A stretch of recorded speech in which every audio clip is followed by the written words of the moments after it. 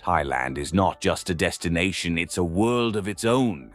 And if you're subscribed to our channel, you've probably already explored this world apart with us in several videos where we've shown you everything, from the vibrant nightlife to that super curious case of the girls who play ping pong in a way that nobody believes. Yes, using their own genitals to throw balls and other props. And yes, you heard right, ping pong with genitalia. So if you haven't watched it yet, or even worse, aren't subscribed, take the opportunity to do both right now. But if you found that curious, get ready because today our destination is PANYEE, a place just as surprising. Do you want to know how this village came to be and how it works? Then stick with us because what we're about to show you will leave your jaw dropped. Number 1. Location and geographical data. PANYEE is tucked away in Phang Bay, in the south of Thailand, about 20 kilometers from the coast. And look, this place is a dream for any fan of breathtaking landscapes. The community is a true work of human ingenuity. With limited space on dry land, after all, we're talking about a huge limestone mountain right next door. The locals adapted and built everything on the water: houses, restaurants, and even a floating school. All there, defying the tide. The climate is tropical, with monsoons from May to October bringing heavy rains, and the dry season from November to April, when the days are perfect for exploring. Temperatures vary between 25 and 34 degrees Celsius, providing just the right amount of warmth.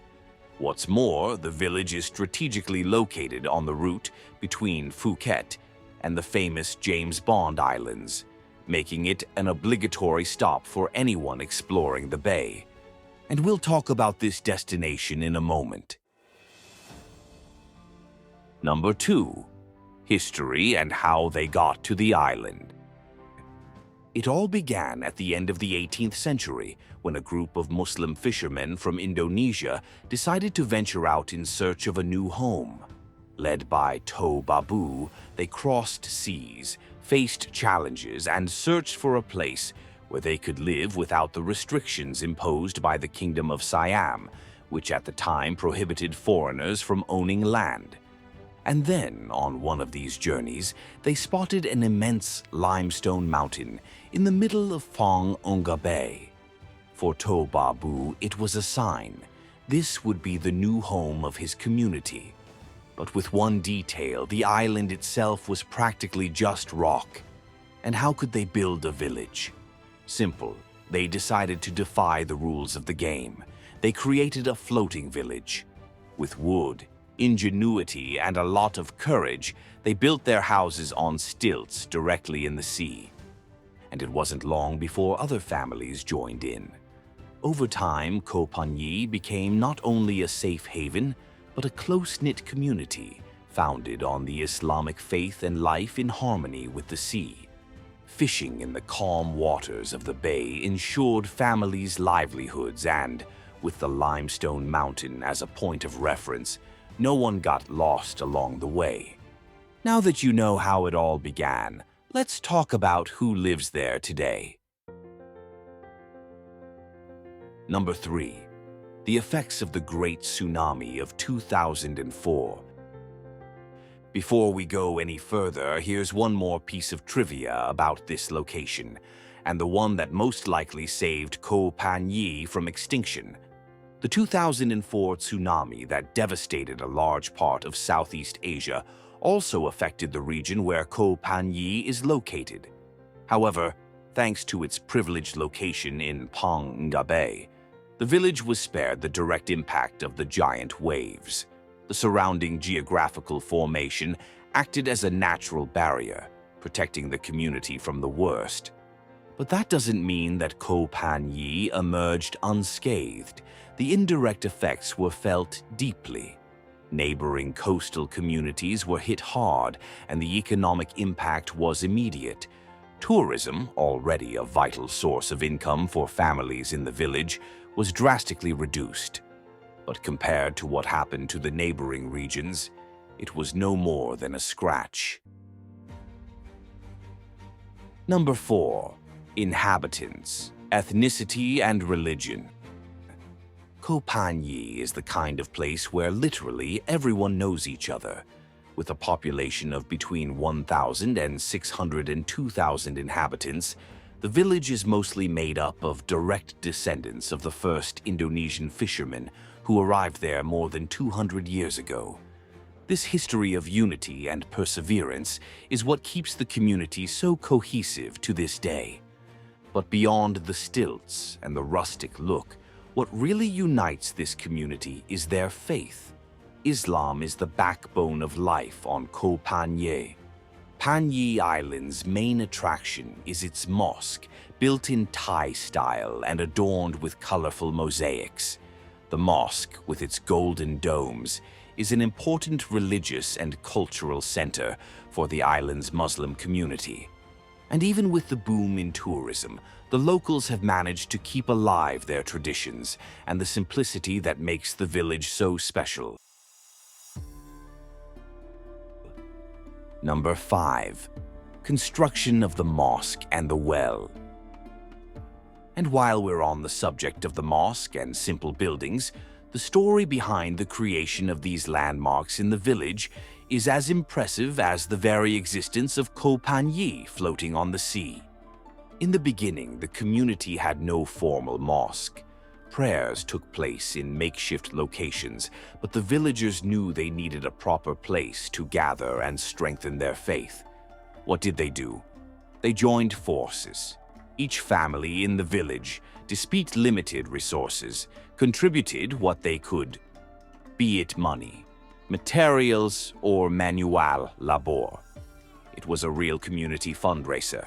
In addition, other Muslim communities in Thailand also helped with donations, and so, with a lot of perseverance, the mosque was built. Today, its golden domes are a symbol of the village's strength and unity. But this sense of community wasn't just limited to building the mosque. They also built a well. The need for drinking water was also a major challenge. Before the well was built, the villagers depended on the rains or had to bring water from elsewhere. Once again, the spirit of cooperation prevailed. The fishermen dedicated part of their income to financing the construction of a well, and with the support of neighboring villages and even the local government, the project got off the ground. But if you think these community constructions are limited to adults, you'll be surprised by the next project. Number 6. Floating soccer field.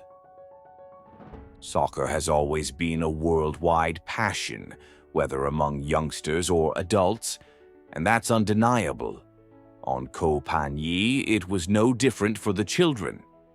In the midst of the spectacle of the tournament in 1986, when Diego Maradona charmed the world with his genius, leading Argentina to win the World Cup, young people around the world dreamed of replicating his dribbling and moves. While many could run around on grass fields, the island's children faced another challenge: the lack of solid ground. Playing soccer was only possible at low tide, in limited and improvised spaces. But this didn't discourage the group of young people from the village. Watching the World Cup matches on a small television floating in the middle of the sea, they decided they would create their own soccer field. With what they had at their disposal, wooden planks, fishing rafts, nails, and any other material, these young people began to build a makeshift pitch on the sea. After school, they worked tirelessly to erect their playing platform. When the pitch was finally ready, it was far from ideal. With uneven edges, exposed nails, and constantly swaying with the tides, playing soccer there wasn't just a challenge, it was dangerous. But for the children of PANYEE, this only added to the fun. The unstable surface forced the players to develop sharp ball control and balance. skills that would become essential to the team's future success. And when the ball fell into the sea, well, the player responsible had to swim out to get it, of course. It was with this determination and ingenuity that these children took the next step, or rather, the next swim, towards realizing their footballing dreams. Number 7. PANYEE FC.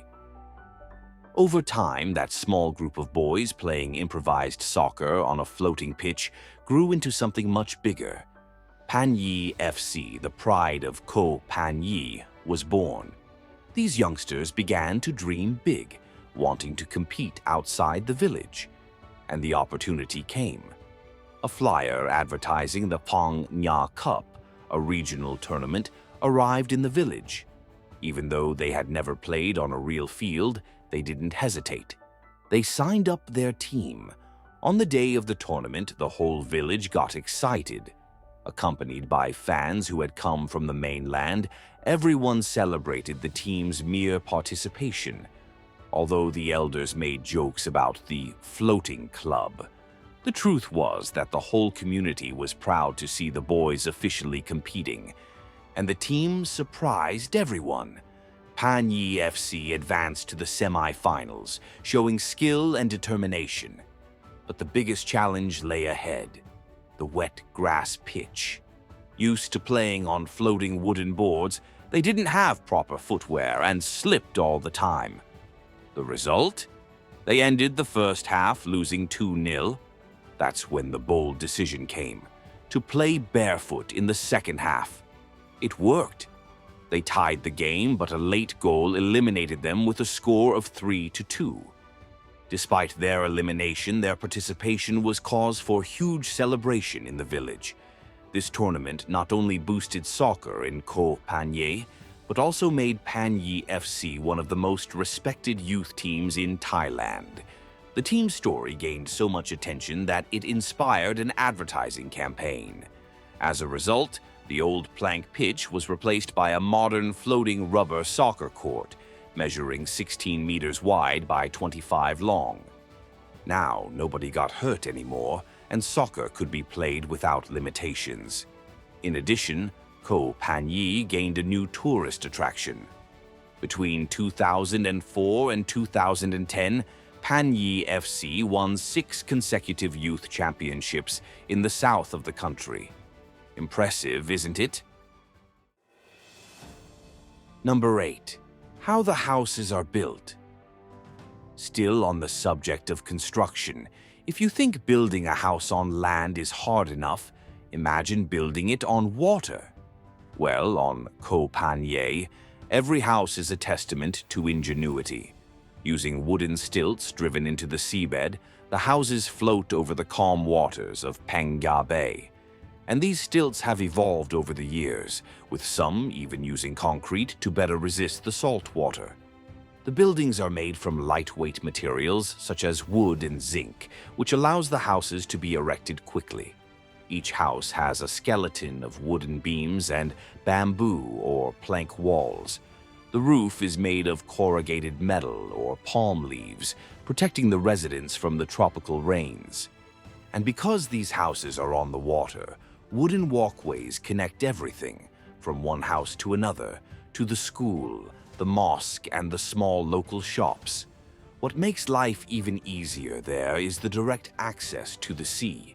Many residents moor their boats in front of their houses, ready to go out fishing, like a garage on the high seas. Number 9. James Bond, Iceland. Leaving the world of construction behind, let's take a trip to the silver screen and visit the famous island of the world's most iconic agent. James Bond Island, located in the beautiful PANYEE Bay in southern Thailand, gained worldwide fame after its appearance in the movie 007 vs. the Man with the Golden Gun, 1974, starring Roger Moore. Since then, the small rocky island, officially called Koh Tapu, has become one of Thailand's most visited destinations. The island's highlight is its imposing rock formation, which rises from the sea in the shape of a needle about 20 meters high. Next to it is Koh Phingan, another island with caves and rocks that complement the cinematic scenery. Together, these islands create a breathtaking view worthy of the silver screen, and indeed, they have been. Before its Hollywood stardom, Koh Tapu was an unknown limestone island among the many others that dot the bay. But everything changed when the producers of James Bond chose this paradise for the lair of the villain Francisco Scaramanga, the famous scene of the final duel between James Bond and Scaramanga, with the island in the background, immortalized Koh Tapu as the island of James Bond. From then on, the place attracted tourists from all over the world. Number 10. Emigration encouraged. Now, back to Koh PANYEE, we need to talk about the cons. After all, it's not all flowers when you live on stilts in the middle of the sea. The village faces several challenges because of its unique location. During the rainy season, for example, weather conditions can be quite harsh, with rough waters threatening the village's structures. Emigration has therefore been encouraged, especially among young people. Many leave in search of better educational and professional opportunities in more stable regions such as Phang Nga or Phuket. This exodus not only allows young people to find a safer life on dry land, but also relieves pressure on the village's limited infrastructure. Although tourism brings improvements, such as schools and health centers, the lack of space and vulnerability to bad weather are still reasons why many leave Koh PANYEE. Fishing is still the main economic activity, but tourism is gaining more and more strength, allowing some families to remain in the village, while others seek new opportunities outside. And that brings our trip to an end. If you've been enchanted by the culture and fascinating nature of Koh PANYEE, don't stop here. Keep exploring other incredible destinations on our channel. Turn on notifications so you don't miss anything new, and, if you haven't subscribed yet, join our community of passionate travelers and discover a bello mundo with us. To those of you who have watched this far, thank you very much, and we'll see you in the next video.